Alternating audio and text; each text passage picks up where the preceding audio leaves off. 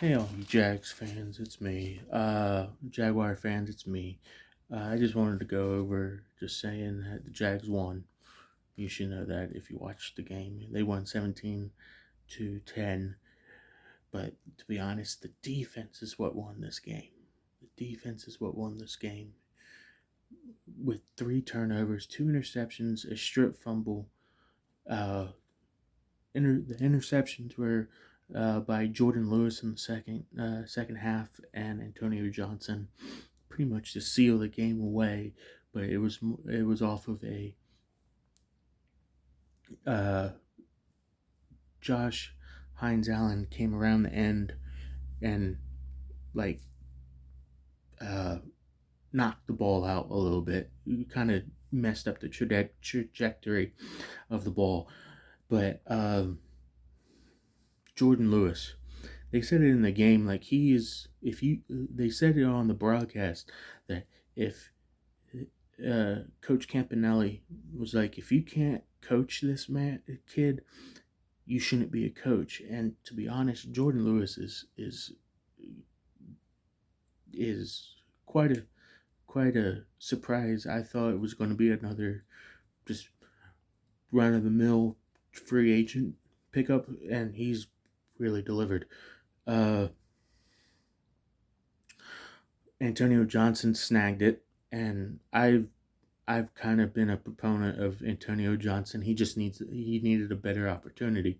I think a better defensive coordinator, a better defensive scheme, and I think this scheme fits him quite well. Just like with Dewey, I think this system fits Dewey really well.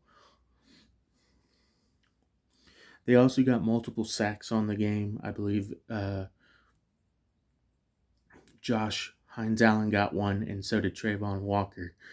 And they both are applying the pressure and getting to the quarterback. The only, the redeeming story about this player was Tyson Campbell. Tyson Campbell, he had that one big mistake of that he jumped the coverage. It wasn't really a blown coverage. He jumped it. He bit on the fake at the double move, and then Nico Collins went for the touchdown. But he's the one that hit him uh, later on and got the strip fumble picked up by Devin Lloyd. But the offense struggled very much so. They couldn't run, and I understand the yards they got wasn't going to be coming in. They weren't going to run for 150 yards this game. They just weren't, not against that defense.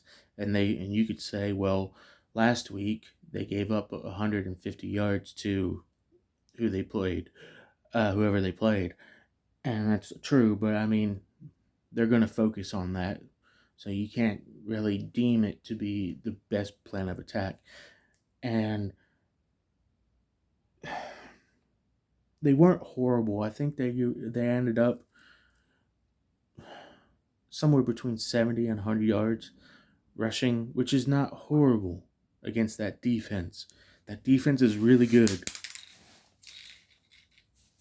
That defense is really, really good. They're just really thin on the back end of that defense. But Trevor Lawrence went 20 for 40 for 222 and threw an interception, which the interception he threw was almost the same exact play as C.J. Stroud. It was literally almost a mirror play, just opposite ends of the field. Brendan Strange, I think he's better than Evan Ingram ever was. He's more a well-rounded player. He protects. He can not only can he catch the ball, but he can protect Trevor, and that is a great asset. Travis Etienne was 16 rushes for 56 yards and the 1 touchdown.